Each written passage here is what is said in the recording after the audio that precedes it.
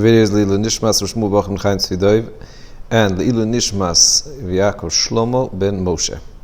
So I'm in Miami.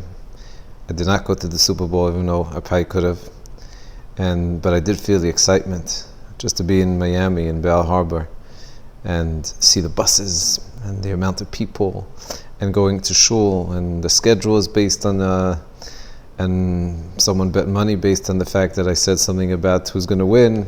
A lot of is being placed on this game, but I think there's something so important, of course, to walk away.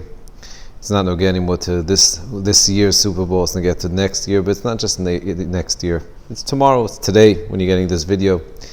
How to proceed? What did it take with us? What did we learn?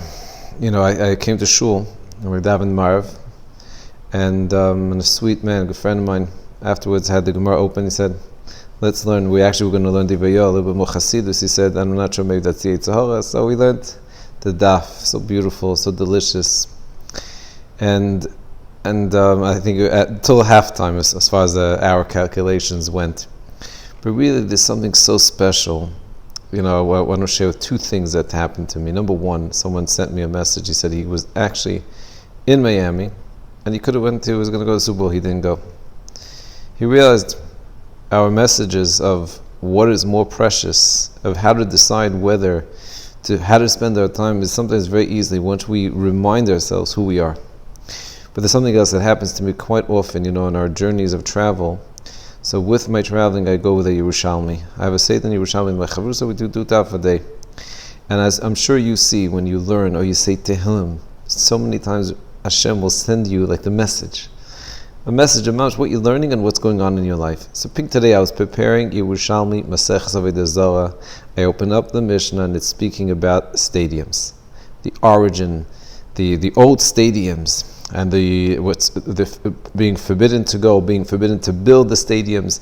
Now, of course, the stadiums of today, the Itztadion, is not the same stadium of old, but yet the message is not far, and that's how scary it is. Because on the one hand, in the old days, of course, the stadiums what was their question whether you should go or not? Question of Moshe Leitzim. It's a place of scoffers. It's a place of Bittul Torah, of course, but even more. They used to have human beings being thrown into the stadium on the grounds, and now they'd have to run for their lives from that goring ox, the linebacker that's running and ready to get. And what was, I would say, the worst part about it is because it was a schik. It was a mischak. It was a game. And that's why there's theories that the games of today all go back to that origin. Now, I don't even want to dwell on the negativity. I think the message we have to know for sure is that schoik, kalus roish, leitzim, what does that really mean? Is when we lose appreciation of the beauty, the value, the greatness of a human being. If a game takes away, whether it's because of the lack of value of crushing each other, or the lack of value of a human being, of respect, then that's not Yiddishkeit. That's definitely not Judaism. That's not a place of growth.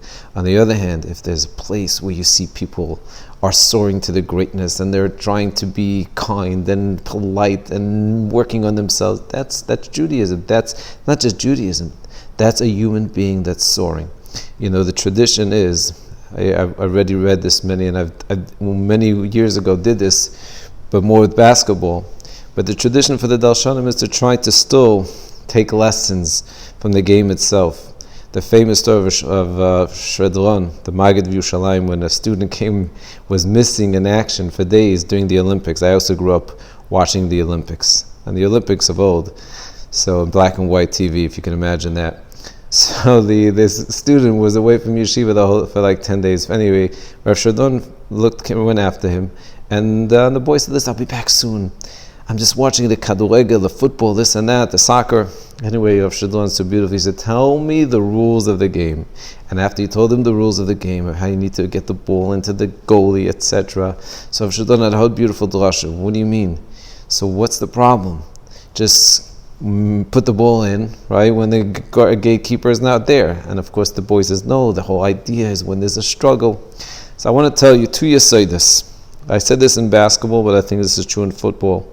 So at least we could take since the Maisa there, kids that are playing football, and there are people that are watching football. So we could at least raise two ideas. Idea number one, I said this in basketball, but it's true in football too, of course. There's two players really, essential players. Of course, there's more. One of them is the point guard, or in football, it's the quarterback, the guy in charge. The catalyst, the one that makes things happen, the one that's in charge, the one that sees the koiches of the other players.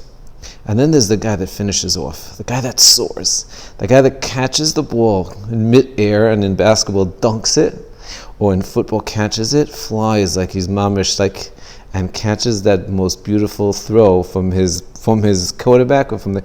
What's the ikka yesod? Is that a person can see each other's greatness, and when you're working like a team, that's how you finish things off, and that's success.